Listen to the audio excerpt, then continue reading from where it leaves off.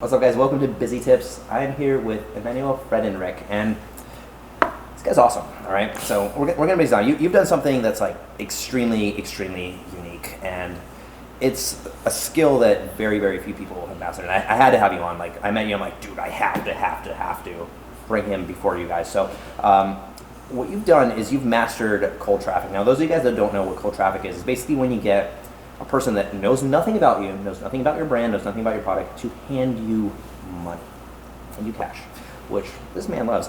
So I'm going to let you take it here. Tell us a little bit about kind of your story, how you got to where you are, and where you currently are. So, do you want to start with where I'm at, or yeah? Talk about what you're doing right now, because this is pretty sick. I heard about this. I was like, no way. And then he showed me the numbers. I was like, yeah way. So take it away, dude. So, 20 years old, started internet marketing back several years ago, actually 6.5 years ago, almost 7 years now. And it's been a crazy journey. We'll dive into it, obviously, but right now I'm just, traveling around, living mostly between LA and New York. We do, my company does about 7 figures a month in sales. So I'm definitely blessed to have, gotten a lot of things from it. But yeah, it's been a crazy journey. Got my start, I remember I was 14 at the time, and I had this nagging thing that school was just like not the right thing for me, which is, a lot of people have that. I guess the only advantage I had is I had that feeling starting super early, right? Because when you're 14, usually people don't think about that, but I don't know, man. I always thought, this is just not for me. Like, I hate having this alarm clock every morning. That was that was my big thing, like, for years. Like, you hate like waking up. Yeah. Like, I have to get up and do this. Yeah. Thing I don't want And to especially do. when you're young, you're super cranky because no one ever goes to bed at like 10 p.m. You know what I mean? So I would like wake up and be like in a super shitty mood. And it's like you always have to study for these things that you're stressed out about, but there's no real purpose to it. So it's like, I don't mind being stressed out about something, but there better be an outcome.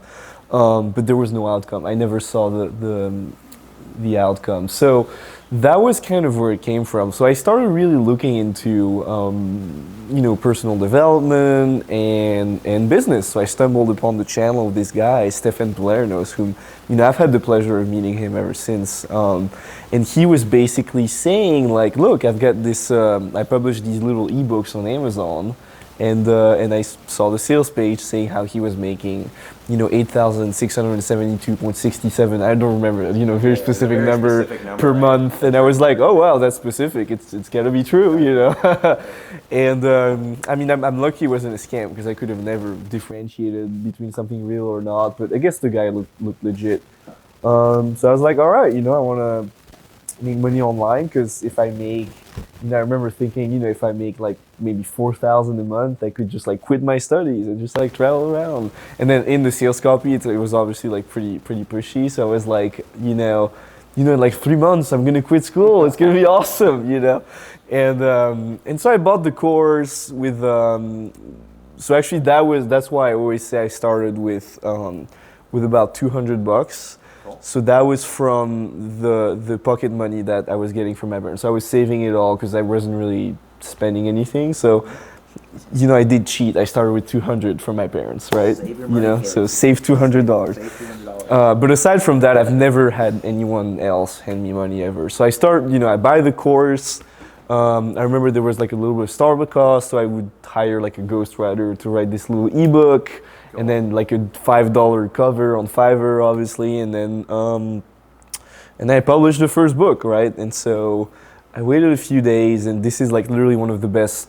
I was lucky in that sense that I took action, and I always remember. So I published the book. It was on Monday evening, right after school, and one of the big breakthroughs for me was, so I waited a couple days. And I remember it was the Thursday the same week, and just had like the first hour of class, and there's like these 5-minute breaks in between the classes, and I'll always remember because I pull out my phone and I'm like, all right, let's see where this is at. And so I go to kdp.amazon.com, which is the sales dashboard, and I log into that, and I see, bam, one sale, right? And it sounds ridiculous because on every sale I think I made like, depending, I think like $2 $2.20, something like that per sale, because like it was like little ebooks. But still, it's like I was like, wow, like I was sitting through this bullshit, stupid class, which means I was basically fucking around, essentially. But I made $2. Yeah, so You know what I mean? And that was the first big breakthrough for me. So that's really powerful. There was a couple of things you said in there that I thought were really powerful, and I'm going to kind of skim back through it. So this is something you kind of skimmed over. Your company does 7 figures per month, Which is 1 million for those who don't that's know. $1 million plus per month. Okay, so it's interesting you skimmed over that, because I think a lot of people, they hear a number like that and they go, it's so far outside of their reality, right? But at the same time, when you are out and you see somebody who's successful, you kind of want to figure out, like, what is that person doing? And you can't always just come up to a guy in the Ferrari and just say, hey man, what do you do? Yep. He's gonna be like, dude, don't talk to me, I'm busy, right? So that's why having this platform is so cool. And I think a lot of people, as you're watching, really like picture what that looks like in your mind. And what you're gonna notice is there's a lot of resistance in your mind to picturing a number that's that big. It's kind of like what you mentioned, right? If only you can make $4 grand, and so on and so forth, you'd be happy. Now, to be clear, I don't net $1 million per month, right? But I net very comfortable numbers, way above, you know. I mean, of course, like $1 million plus per month in gross it is pretty sick. Selling info products and health supplements, and I'm 20. So. Yeah, he's 20, right? So that I thought was super sick. The other thing you kind of brushed over that I think those of you guys that are watching should really pick up on is, can you walk through the process of so you took the course and you went to create this ebook. Now, I think a lot of people watching have this issue where it takes them a really long time to get started, to make that first sale, to make that first action. So you kind of maybe, can you rewind just a little bit on, you mentioned like you did the Fiverr thing, like how long did it take you from when you're like, I'm gonna do this, to where you had something ready to sell, like an MVP? Oh, like, so this is like a really, really good question, I think. So the specific answer to what you said, and then I'm going to add on a little bit to that, is the specific answer is really, it really took me 5 or 6 days. Because, setting up an ebook on Amazon isn't really hard. What's hard is marketing it and stuff like that, and I'm sure we'll get into that. But I think what's interesting about this is I started so young that it almost didn't feel real for me. So it's almost like, I was still playing video games back then. So it's almost like as if that was just another video game. And what's really interesting about that is, because the problem is people know that when they launch a business, if you're, over 15 years old, you know that there's consequences on my life, because you're thinking all these things, right? You're like, well, I have this day job, so if I start the business, this may happen, and this could happen, and this could, because you have this life that you've already built, right? But me being 14, it's like I didn't really have a life. You go to school, and then you go back to your parents, and your mom cooks you dinner if she's nice, and then you go to bed, and hopefully you have like 2 girls smiling at you during the day. That's basically life as a 14-year-old. Yeah. And when I started this thing, I never realized that there could be real-world implications. And that was actually the first couple of months of this little business. Is I would publish these little ebooks and market them a little bit, do like free promos and stuff. And then, it got to the point where I was making like a couple $100 a month, right? And until that point, it was like video game. And what's interesting is that when I kept building it like a video game, and then it got to the point where I was making that was like 18 months later, obviously didn't happen overnight, but got to the point where I was making 2-3K per month profit. Oh, wow. And at that point, that's where it transitioned from like video game to like real thing. And what's really interesting is because essentially I started getting $2,000-3,000 per month in my quote-unquote bank account, which wasn't mine, was my mom had to set it up and stuff, but it was technically mine, right? Awesome. So I was starting to get all this money coming in, and that's where it became real. And you want to know the crazy thing is that when it became real, that's when I started to heavily self-sabotage. And that is what I think stops a lot of people is it's real from the start. And I don't think there's any way to go back to being like a 14-year-old, but I think you got to realize, man, a lot of this stuff is success barriers. And frankly, if I didn't have these success barriers, I think I'd have had success a lot quicker, which sounds obnoxious me saying it, but at the same time, it did take me like 4 or 5 years to dig myself out of that. So essentially what happened after is I just stopped working on the business because I was like, I made it. But subconsciously, it's like I had this fear, if I make more money than that, I could actually leave my parents and do my thing. And that was actually really scary. So what ended up happening is I would basically not work or procrastinate or do stupid stuff that didn't really produce money and things like that, just in order to avoid increasing that income, right? So until it was, as long as it was a video game, I could just like keep going up and up, that's my mindset now. It's all a video game, So that's interesting. So you had that moment where like you saw the first sale, scaled up.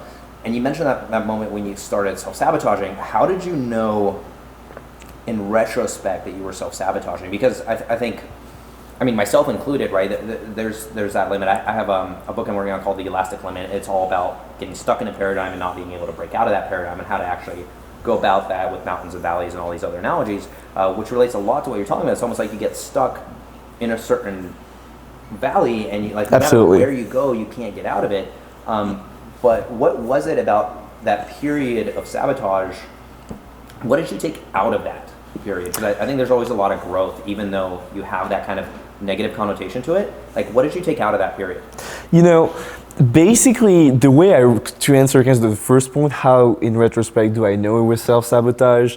It's really easy. Like, essentially, self-sabotage is anytime you don't do the exact actions that will bring you to the next level. Now, that can appear in two different ways. One way is you're not looking in the right direction to find out what are these actions. And then the second thing is if you know what the actions are and you're not executing them, right? So back then, essentially, it presented itself in these two ways. The first way is I stopped learning about my business. So before, I was always like looking at YouTube videos about Kindle publishing, listening to podcasts. I would literally try to meet people doing it. I would, I even got coaching at one point by Stefan and stuff like that. So I would always be learning, and because the learning is what tells you what to do, right? Because there's none of this shit is taught in school, right? And then the second way of self-sabotage is there was still some stuff I knew I needed to do and I just didn't do it. That's like that's the brutal truth, right? At some point, sometimes you gotta do something and you just don't do it. And I think that these two things mean self-sabotage. Now, what did I get out of it? What I got out of it is that a lot of this is understanding your own psychology. And I'm really wary of that now because it's like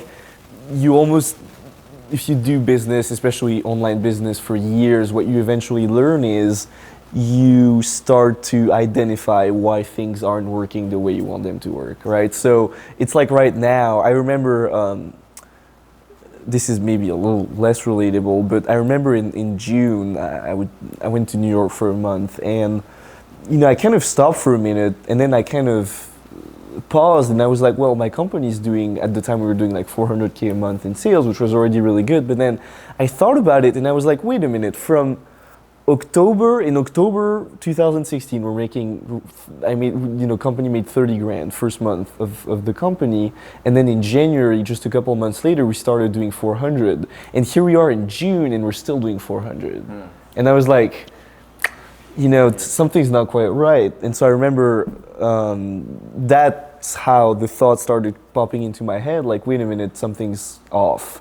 And I remember in July, I had a call with one of my mentors, Zach, who's doing much bigger numbers than I do. And I remember I was telling him, like, what do you think I need to do to get to like $1 million a month or something? And he was like, it's all in your head. And that's when I was like, oh, fuck, he's right. This is this thing again. And literally I remember like for end of July, I had these campaigns and then I realized, wait a minute, I had like 3 international campaigns in other countries that were capped. I left the capping at a certain daily capping and then I look at it and then there was another campaign that I had shut down for like bullshit reasons that I thought were legal reasons that absolutely weren't legal reasons. And so basically I just relaunch the campaigns. You press the launch button, uncap the campaigns, and then sure enough, in August, it was like a first 700K month, I think, and then October, actually September was the first 7-figure month, and then ever since then we've been crushing it. So at any level, there's this shit's going on, right? And even now, I mean, it's like, why am I not doing 2 million a month? I mean, it sounds obnoxious, but at the same time, it's like, what got you to 1 million? I don't, it's going to lead you to 2, so. Well, and then you're looking at IB investment banking. I mean, the numbers on that are like astronomical compared to the stuff that we do. So yeah. It's like it really resets your paradigm. I thought a few things that you said were really, really cool. So first off, so that's like the end outcome, the results. And I think with this internet marketing paradigm, I think most people think, oh well, you push a button, like you launch a campaign. It's like a I like to relate this kind of like to like a shuttle launch, like a spaceship launch, where to launch a rocket really is just a button, right? To turn on the engine and to send it off into space, it's really just one button. But to build the engine, that's the problem. To do the training, there's all these factors involved. So I think two things that you mentioned were really fascinating. Can you talk about the first one I'll give you is can you talk about what role mentors have had in your life? And how much of an impact they've had. If you can go into specifics, I think it's very, very important for people to understand is the importance of surrounding yourself with someone who can actually guide you and show you that things are possible that you otherwise wouldn't have. Mentors are essentially they're essentially my secret sauce. There's like a couple secret sauces that I have. The first one being mentors, the second one being the fact that when I discovered Thai, when I was like, I think 15, I went on a streak of reading. I think I read like 180 books in 180 days. So for like a book a day. So I think that's a big one. And then the third one being probably the competitive spirit. But so to get back to the mentor thing, I think what really launched me into this and gave me the belief it's possible, that's actually the main piece of luck I've had. I had the good fortune, if you will, to spend a month at his house when I was 11 years old. And that was, because it was like one of these like big family vacations, and it's like, we were going to go to LA, and so my father got back in touch with him, and turns out the guy is like super cool guy, super nice guy too, and so we just got to live a month at this house. And I remember arriving there and being like, wow, like this could be life. Life, that's how great life can be, and I remember like literally the first time I stepped foot into this house, I was like, this is the exact life that I'm going to be living. I don't care how, I don't care, who I do it with, it's happening, That's the first mentor, quote unquote. And he saw that I was really into it, so he started like, giving me advice and teaching me stuff. And, I was like the ultimate, for like a successful entrepreneur, I was like the ultimate dream, because it's like this little kid with no pre-formatting, if you will, just absorbing everything, just like completely bought in, because like, this guy's the fucking shit. And that was the first real mentor that it was more so like, now he's like a real mentor in the sense that I still meet him as often as I can, and I get real business advice from him. But the real thing that he provided was the belief, right? So that's the first thing. The second streak of mentors that I had were a series of copywriters, of really high-level copywriters that you wouldn't necessarily know their names because they're like more underground kind of, but guys who've done controls for like massive direct response companies, and guys who have shaped the history of this business, if you will. Mm-hmm. And these guys really gave me the skill set, right? Because what happened was, when I ended up getting into copywriting, so right after my Kindle business failed, because obviously I wasn't doing the right things, right. I after a while of depression and feeling like an idiot, I got into copywriting, because I figured out, wait, like if I can sell anything to anyone, I'll never have to worry about money. That was like the big insight that I got. And so I started doing it and getting mediocre results, and that's when I figured out, like, there's people who are doing it who know this better than I do, so let me just figure out what they do. And so I remember I took the last little bit of money that I had left from the from the Kindle business that, fortunately I didn't waste all of it. So I took that last little bit of money, like a couple grand, and I remember I was like, I need a mentor and I have no value to provide. I'm in Switzerland, so I can't go help them in the US. I have to hire them. And so I literally took all that money and I took coaching with two really high level copywriters. And the cool thing is when you're young and motivated, they'll give you really cool deals. So it's like I wasn't paying like $3K an hour. Yeah, you know what I mean? It's like which that's what it would have been, but the money was just like a form of commitment, if you will. And so I started getting coaching with them, and that's when my copy just exploded, just like ridiculous, like because it's just hard to explain just how much of a boost I got from that. So that was like the second streak of mentors, if you will. And I would say the last streak of mentors, which is still, right now, has been me having the good fortune of, through my copywriting skill set, which obviously attracts a lot of attention, especially for people who monitor, because there's tools you can use to monitor who buys the most traffic. And so I've had people just see just how much traffic we buy and just contact me directly. So through that, I've gotten to meet people doing millions and millions of dollars a month of profits, not just like gross. And I've gotten to meet some amazing people who then have proceeded to introduce me to more amazing people. It all culminated in me. I was at Content and Commerce earlier last year, September of last year, I think. And I eventually got invited to this table by one of the biggest guys at Shopify, who Shopify had essentially reserved the whole rooftop of Perch. Nice. And it was like a private reunion only for the top level media buyers and internet entrepreneurs, guys, crazy, famous guys that I couldn't quote here, but that would be giving conferences at these events. And here I was sitting at that table and just connecting with all of them. And these are now mentors, and I'm all into it. I think mentors are just essential. Super sick, dude. Super sick. So let's go full circle here. So we talked a little bit about the rocket ship, right? And all the things that you need to have to build it. And you've touched on a few skills, right? Media buying, ad campaigns, copywriting. So let's talk a little bit about, and this is where we'll kind of get into a little bit more back and forth, because now we're getting into familiar territory. Let's talk about this magical business that you have that runs. Because everyone talks about lifestyle business that just runs, and it's like it's such an illusion in a way, because most people think you just snap your fingers and it's there, but really there's all these pieces that have to come together. So can you maybe talk about, for your business, what are the critical components that come together to make it work? And then we can kind of go into back and forth on the specifics of copy or psychology or whatever. First thing I do is to get back to the analogy of the rocket ship. I would even extend it. So if you think about it, a rocket ship, in terms of how much it takes to get it to launch, I don't know the numbers, but it's got to be like hundreds of millions of dollars. It's not billions, right? Yeah, I'm thinking, probably billions of dollars. And it's just this massive work. You got to have Nobel Prize winners, PhDs, like crazy. You got to make sure Russia's not going to get mad. It's this whole thing, right? But when you launch it, it's in the air. And good luck trying to stop a rocket ship in space. That's just not happening, right? So, however, not all internet businesses are rocket ships, right? So, what I don't like about the analogy is it's kind of scary, right? Because you're even just at the analogy level, you're like, well, I don't want to set all this stuff up. It sounds like too much. Well, what I would tell you is your first business, make it a bicycle. Mm-hmm. Okay, you know what I mean? That's good. I like this. Make it a bicycle. Build your little bicycle. It's not going to take billions of dollars.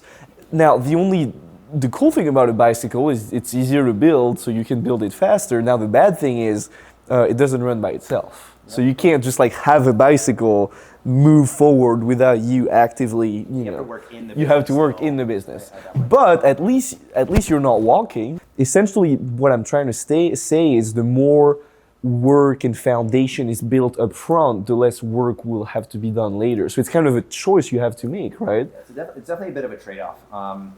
And I think for a lot of people, it's this, I call this the differentiation between harmony and balance, right? So harmony is you're doing something that you love, and every day you're because you're doing something you love to make money, it's very enjoyable, it's very passionate. And I think you and I are both blessed where the thing that we somehow our brain clicked into this marketing thing. Yep. It happens to be, Makes money. Yeah, it happens to be very high leverage, right? Whereas if you're like a musician or an actress or something, it's Harder. It's a lot more difficult. It's not that you can't do it. There's definitely successful people in that space, but it's a lot more difficult, right? Versus more of the balance analogy where work hard, play hard, right? Where you put in the work and then you go and you kind of recover from the work and you play hard. And fuck around. Yeah, and I think both work. Like, we definitely do a bit of both. I think, like you go skydiving, you're not trying to like figure out how to monetize the skydiving. Exactly. Although sometimes you'll bring a GoPro and like do some fun stuff, like a music video kind of thing. So there's always a little bit of that harmony element to it. So first off, for those of you that are watching, okay, copywriting, you might not even know what that is. It's when you write words that influence human psychology in a certain way. Ideally, it's creative purchase, the other thing, okay, in layman's terms. Now, you mentioned it was good, but it got great. What was it about the learning? Was it a deeper understanding of the human condition? Was it the ability to express yourself better? Like what were the things that you tweaked to get that? So I'll tell you what it wasn't, because there's a lot of misconceptions about what it was, and I'll tell you what it was, which that's actually a good copy structure. First tell what it isn't, and then what it is. No, in all seriousness, what it isn't, it's definitely not the ability to better express yourself. I would say that's like in the list of things that matter for writing copy that makes millions. It's like way far down. It definitely wasn't a certain structure. That's something I get asked a lot. It's like a secret structure. And there's definitely a structural element to copywriting, but it definitely wasn't that kind of made it take off. Lastly, I would say it wasn't just the mentors. What it really was a relentless drive to study the best performing copy, and to really not only study it but analyze it, break it down, copy it, model it, make love with it. I mean, whatever it took. And then if you're talking like affiliate traffic, which is a little colder, but it's not completely cold, well, it's a little narrower. Like there's a couple of ways you can make it work, but then there's also a number of ways where you could fuck it up and it wouldn't convert, right? And now the colder the audience you're trying to reach and you're trying to, convert to, the narrower it gets, to the point where I kind of realized eventually that like if you're really trying to convert like mainstream traffic, there's really only like one way of really going about it, which is like there's like a lot of elements involved in that. Obviously, it's a whole science, but it's like an understanding of like mainstream psychology, the desire for ease, and and not having to do an effort to get a certain outcome. There's the need to like heavily tease a certain secret, and the need to focus only on one flow in your sales argument instead of getting in all these directions that are just going to confuse the audience, because what you realize is the mainstream audience isn't able to understand nuanced points, so you kind of have to make a very simple point. And there's a number of elements in that, so I would say the answer is just me realizing like this is a very like narrow kind of path, and anything outside of that will produce subpar results essentially. Very cool, very cool. So that's an excellent takeaway. So let me ask you then a follow-up question to this. So when it comes to cold traffic, we'll kind of just go deep into it. As a marketer, I've always said there's really two ways to approach it, right? One is the indoctrination method, and two is kind of the cold traffic VSL shock and awe trigger pattern interrupt method. So can you talk a little bit about, do you find a sweet spot between the two, or do you just go for the jugular on one? Like what's your preferred approach?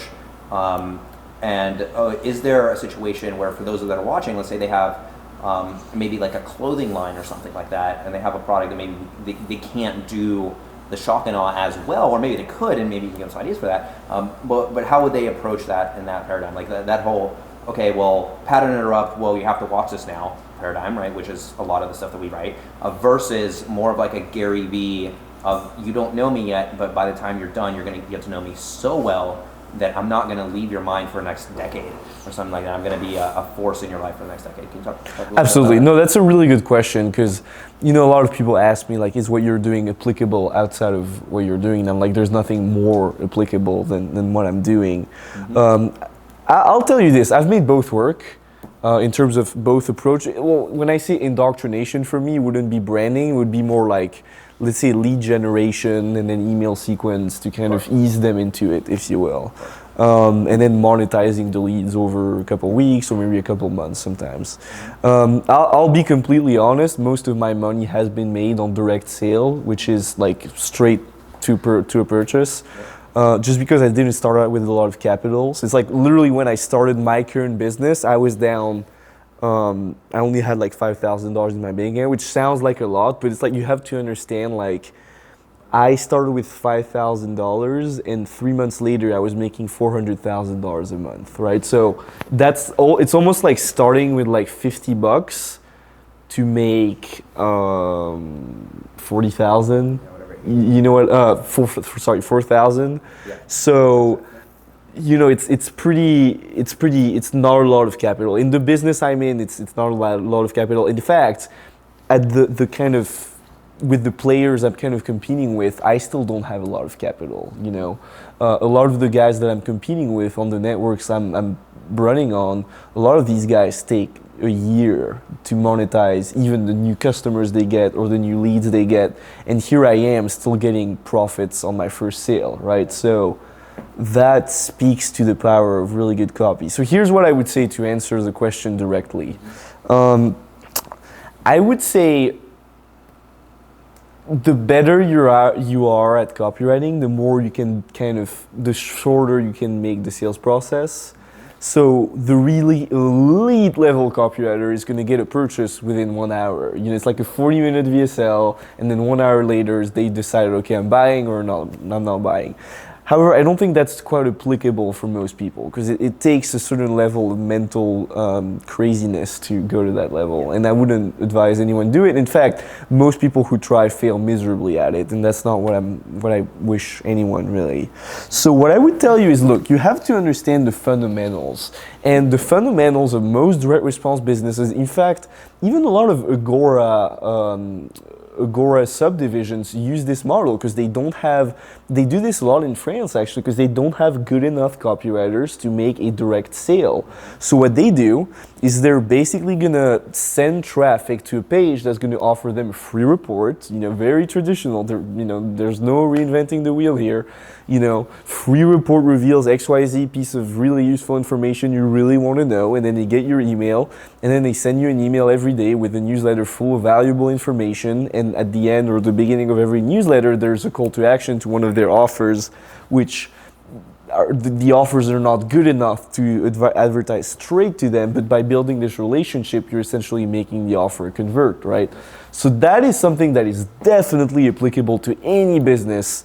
You know, whatever business you're in, there's some stuff people want to know, and if you give them this stuff that they want to know and you get their email in exchange for that, and then you keep giving them more stuff that they want to do, more information, and you keep driving them to an e-commerce store, you keep driving them to sales pages or even to affiliate pages, you're bound to make sales if you set up these funnels in that way. And I think what you really have to understand at the end of the day is, like, this is all a business of getting attention and turning that attention into money. So however you can do that, in general, you're gonna tend to do really well.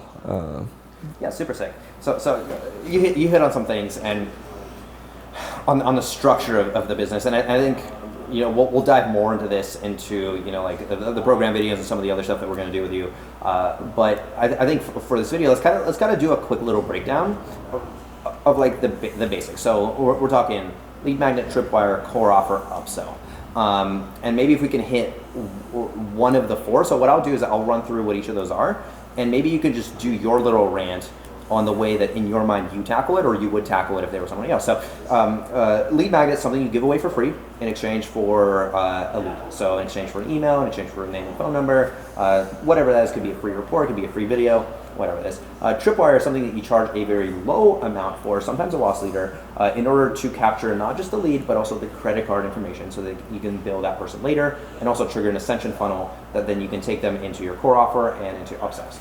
Core offer is kind of the central core ship. I call it like the mothership. And that's the thing that all other things kind of relate to in one way or another. From the bottom, you have the lead magnets and tripwires that relate to it, and from the top, you're going to have your upsells that relate to it. And that could be structured in a recurring fashion, or it could be a one-off. And then on top of that, you have upsells that are usually higher ticket offers that build in an advanced way on the topics and concepts that you usually have within your core offer. At least that's the, there's obviously exceptions to the rule. There's ways to re-strategize it a certain way, but in general, that's the usual breakdown. I think you'd probably agree with me on that. But can you talk about like maybe a few quick points for each of those things on how would you tackle that if someone's like a hairdresser or someone, they're like, look, I do hair. I really wanted to teach people how to do hair. I've got a friend, Alex and Mimi Icon. They sell hair extensions. They do really, really well. Love those guys. And they started with trying to wrap their head around how do you digitize this business of like hair extensions, and they were able to pull it off. So maybe you can chat about how that structure looks for you or for other like people that you work with. Well, what you have to understand first of all is a business is just a series of systems. So the very high level view of a business is there's acquisition, there's delivery, and then there's retention, right? That's all a business is. You acquire customers, you deliver whatever you're promising, and then hopefully they buy more, That's literally all a business is. So now if we zoom into the acquisition, which is kind of the system you described, the acquisition is just another series of systems, of steps, if you will. So, I don't necessarily like talking about lead magnets, tripwires, core offers. What I like to talk about more so is there's a certain path that any prospect has to go through to become a buyer, or even rather any suspect has to go through to become a buyer, right? Someone who doesn't even know you. And however you can make them go through that journey, sort of, if you will, they will become customers. So what does an internet business look like? Well, an internet business always has to be bringing in new leads. That's sort of the first fundamental principle. Like, there's a lot of people who ask me, for example, I have a business, whether it's internet or offline, and I'm not quite making the money I want to make, or I'm not quite or I'm not even making any sales sometimes. That's actually most of the time. And then I'll be asking them, well, how do you generate your leads? Like, first basic question, right? And they're like, oh, I don't generate leads. And then I'm like, well, there's your answer, buddy. Like, you're not generating leads. So you have to understand, look,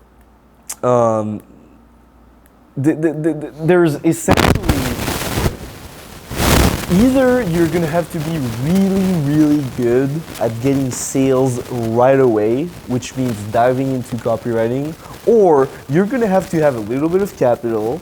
I'm not saying a ton of capital. You're going to have a little bit of capital, and you're going to have to build a real business, quote unquote.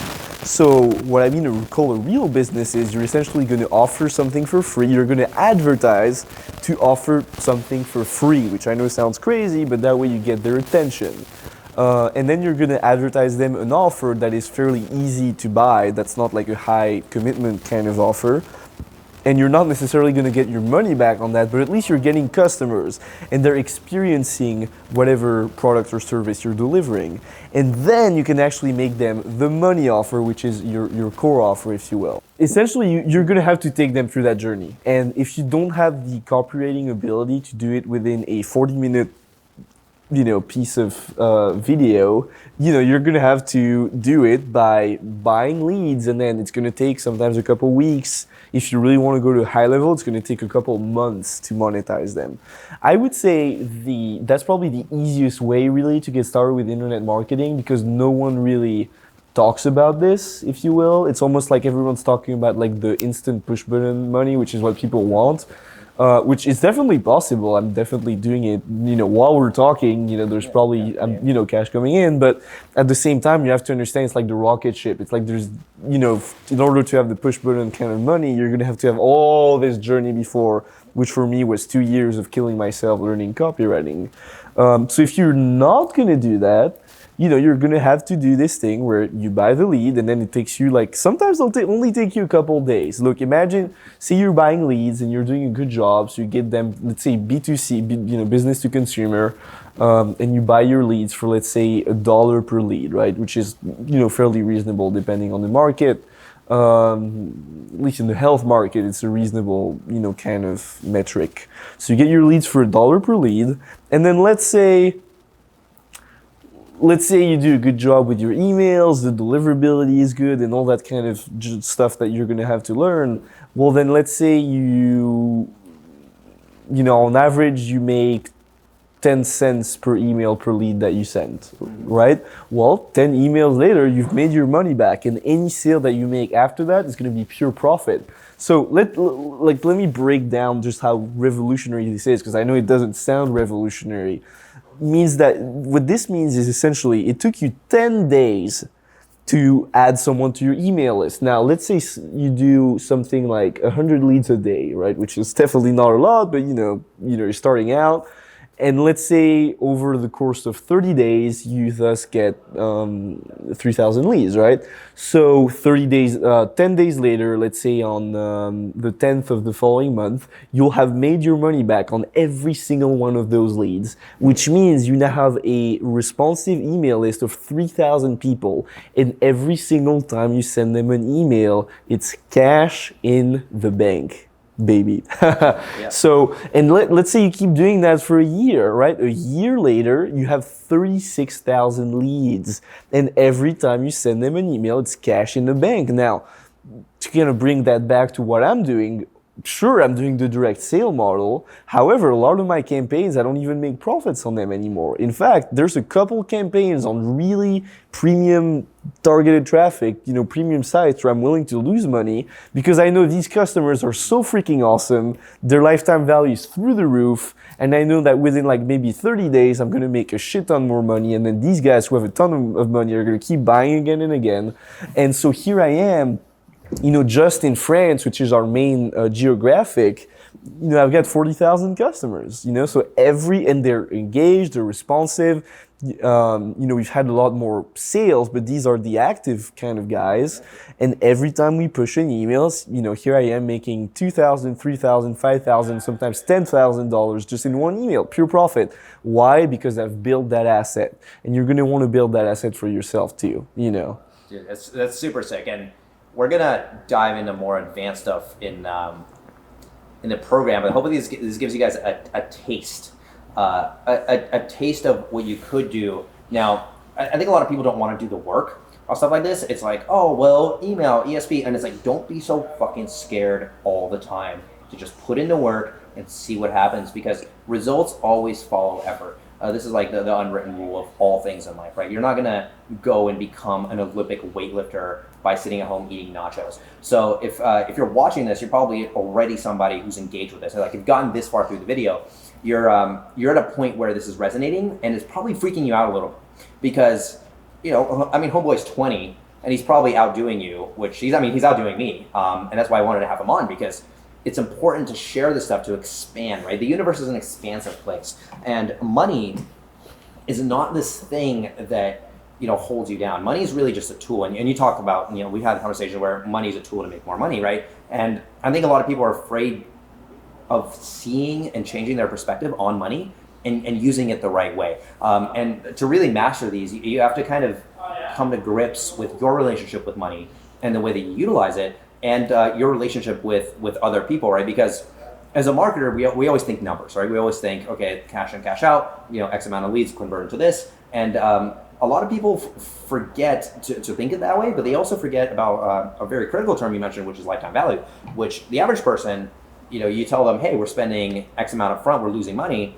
To them, it doesn't make sense. For them, they can't wrap their head around the value of a relationship, which we can talk about later, and that's a very dynamic concept. You can talk about that from a monetization standpoint, or from like, can you really put a price on this moment that we have right now, right, with the audience? Like, you can't really put a dollar value amount on that, but also understanding the importance of not just retention, but also optimization of that retention, right? I always say, I've got a lot of friends that run recurring programs, as right? And I always say, the moment that you've won with your recurring program is the moment that that person's excited for the like Audible is a great example of this. Like I am so thrilled when I see that little Audible charge. Yep. Because I'm like, oh, I got a new audio book. I am excited, and that means which is ridiculous because you pay a lot more than that, but you're just it gets you excited. I'm excited, right? It gets me pumped up, and there's a few things like that in my life, and so that's a really good way of thinking about it too. Where it's like every time you do it, you scale it up. So let's do this to wrap this video. Let me make a point also. Yeah, I think very important point about something you said, which is when you were talking about people's relationship with money, right? I think what I've kind of really started to notice over the years is, and something that could potentially fuck you up if you're watching this, sorry for the language, but that could really bring your dreams down, if you will, is the fact that people in general just don't want to be happy. And I don't want to jump into some woo-woo stuff. This has very, very practical implications. Because essentially, your brain is kind of afraid, and this is something that I've learned from the man who lives here, is that your brain is essentially afraid that if you get too much success or too much good stuff, if you will, in evolutionary term, you're just going to die because some other higher level person is going to want to kill you, which is absolutely not what's going on in the real world. So there's kind of two ways that people cope with that. The first way is they just don't succeed, essentially. So what they're going to do is they're just going to self-sabotage to not get success. So as we've talked about, this is something to be aware of. So anytime there's like some sort of action that would lead you to a higher level than what you're doing and you're kind of feeling resistance to doing it, that's called a success barrier. So just, be aware of that. And the second way is that people cope with it is they're just going to actually get success by simply cutting the connection between the success and the way they live their life. So this sounds weird, but what that means is they're essentially going to keep stacking the numbers on the bank account, but they're not going to let that affect their life, which is essentially, to me, the most stupid thing you could ever do, because it's like you're getting all these things, but you're not really enjoying any of it. Because then again, the brain, a number on a bank account, there's nothing scary about that because it doesn't even really know what that is. But it's like, if you're like in the real world, sort of like living the life, if you will, then the brain is going to be like, oh shit, I could just like get killed or something. So what I would say is really dive deep into your own psychology as well. Really kind of be introspective about it, because that's literally the number one thing that kills people's dreams of having a successful business and stuff, is just understand why you do what you do, why you don't do certain things that you should probably do, and why you're not doing better than what you're doing. Just really be introspective about that. That would be an important thing that I've learned. I think it's super important, and we talk about this like in other the 3-step formula that I use a lot for the guys is clarity of outcome, immunity to circumstance, and infinite gratitude. Which gratitude being a big one. So important because it's like entrepreneurs are so like romanticized. Like especially right now with you have the Gary V's, that's how I love it, and I think it's amazing. I think right now this place that we live, this time that we live, ridiculous. Oh my God, it is beautiful. It's amazing. Anyone who's not stepping up to the bat to take advantage of all of the things that we are talking to you through a screen, through a magical high definition through a magical lens. Not even a wire. It's like a frequency that travels through the air.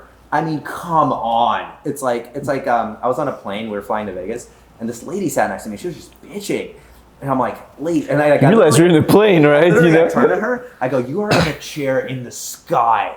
You're in a chair in the sky."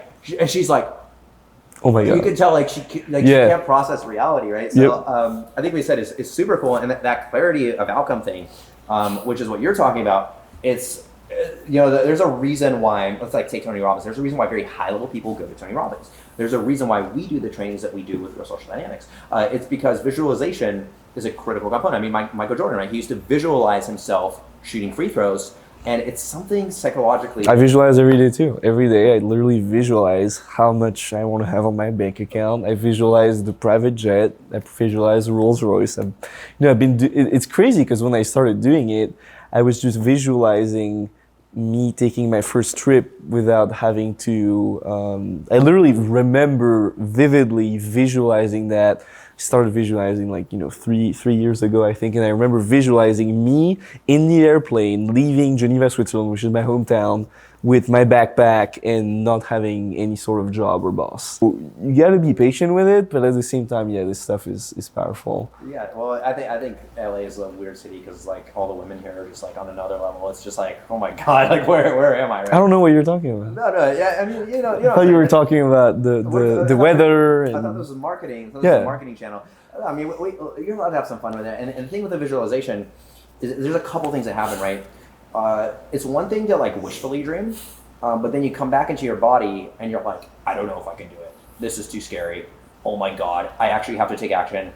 And it's this sense of like self-accountability. That's one thing that I really like with you is you're very accountable for your own stuff, right? Like here's what I did, here's how I failed, and here's where I'm going from here. And that ability to go, you know what, I'm in charge of my life now. Responsibility. Yeah, responsibility, and self-accountability, and also wiping away, and this will be a separate topic for maybe another video we can do with you at some point in the future, is wiping away the fear of not just failure, but the fear of success. Is that incongruence where, like you visualize yourself in the roles, right? You kind of like, I got it. Like you can kind of feel like the stitching and you kind of, there's a certain texture to the leather and, and it feels real, right? Where I think for the average person, it's hard to visualize themselves. Like they're like, great, visualization is awesome, but like I got to go to work tomorrow. Well, there's a reason why you're having to go to work tomorrow is because you're not taking the time to do the important things because you're probably still sitting there watching Netflix. Going out having look, I'm all for like going out having a good time, but there's a point where you have to prioritize.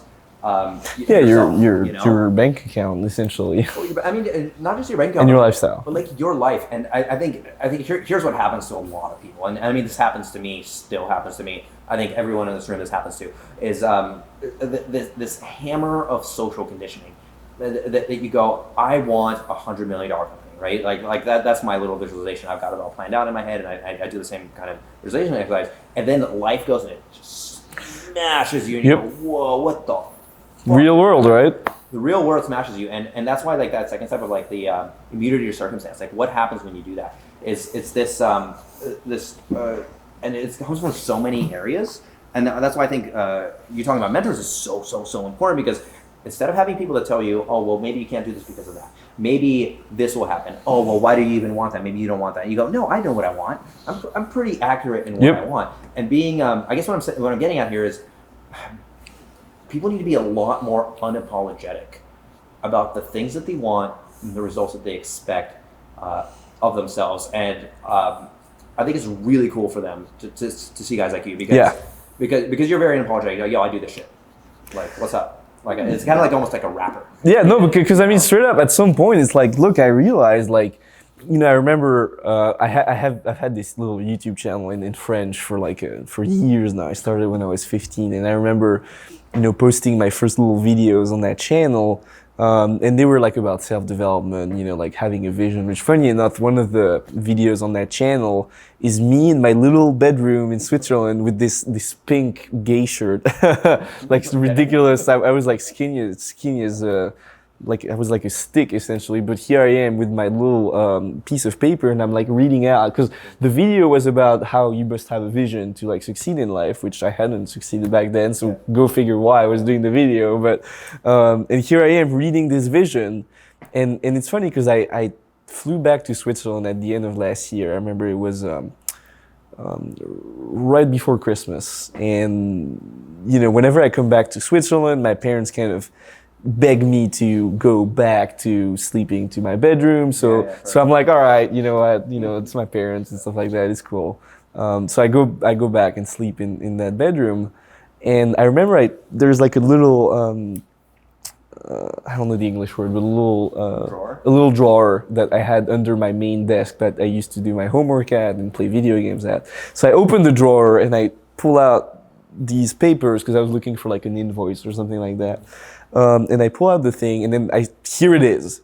It's literally a 3-page document, and the big title is like My Life Vision. And I actually wrote it in English back in the day. So I pull it out, and I start reading it, and I essentially start reading my life. You know what? Like pretty much. Like there's a couple things that where I'm still like working on it, but it's like pretty much my. It's like, you know, I wake up every day to do whatever I want. I can pretty much buy everything I want, which that's not quite there yet, but most of what I want, you know.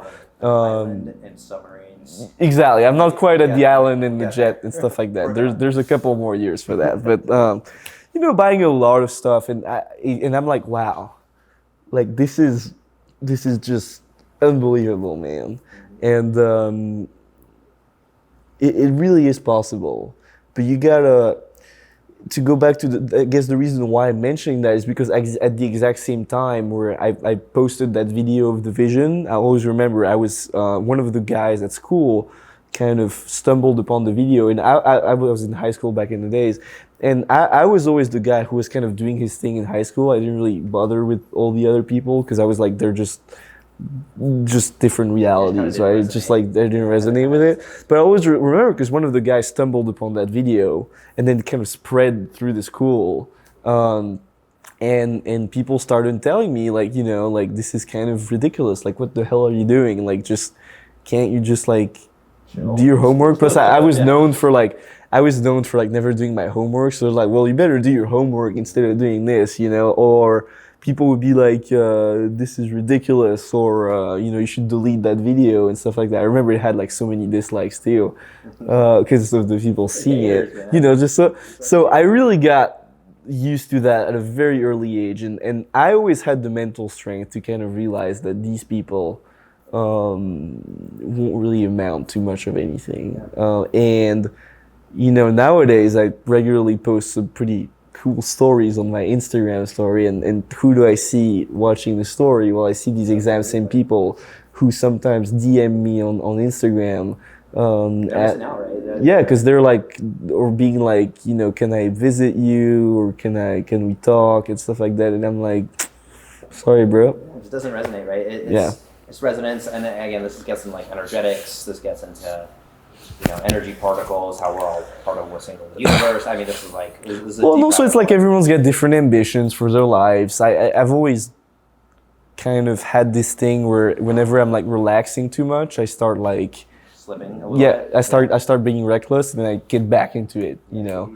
And some people just don't have that, you know. But the only thing you gotta be wary of is until you've had a certain level of success, you're always going to have people shitting on you, and then when you eventually reach success, you're just going to have more of these people shitting on you, you know? Yeah, except that they shit on you for different reasons. Exactly. But it changes. So. And when you have success, it's easier to just tell them to go fuck themselves. Yeah, so. Totally. I mean, Ty had that. Yeah. You know, super cool. Okay, how can people find out more about you? Do you use social media handles? Fire away. So the main thing I would recommend you guys to check out is my Instagram. I think we're gonna put it somewhere, but it's Emmanuel F Officiel, which basically it's just a right there, whatever. YouTubers always try to do this box. Yep. They're like, it's gonna go in the. It never goes in the box. Like you never do the box correctly. Somewhere in that video or the description. So that Instagram is essentially probably I've had people literally tell me like this is my daily motivation. Sick. Because it's like a compilation of like luxury stuff, baller hotels, girlfriends that I have, you know, people that I know who are like super inspiring. So if you want your daily, you know, entrepreneurial motivational boost, I think it's kind of cool. And you know, if any of you guys speak French, just type in my name on the YouTube thing. You'll see I've been also involved in a big media scandal, so you can kind of have fun with that too. But I would say my Instagram would be your probably main resource. Totally. Well, we'll definitely toss a link. And then if you like the content, we're going to go a lot deeper. A lot deeper, if you know what I'm saying. Yes, indeed. It'll be a good time. You know, you got to have fun with this life thing, man. People are too serious. They're like, oh, you make your own money. It's like, nah, dude, we're all gonna die, man. We're all gonna die, man. We're on a rock flying around a jumbo fire. Like, have some fun with it. So, we'll do the link to the program too, and we'll go into some media buying stuff, some copywriting stuff, some other stuff in the program as well. Yeah, thank you, brother, so much. You've been amazing, and check out his stuff. This guy's a badass. Thanks for watching the video. Crush it. Crush it.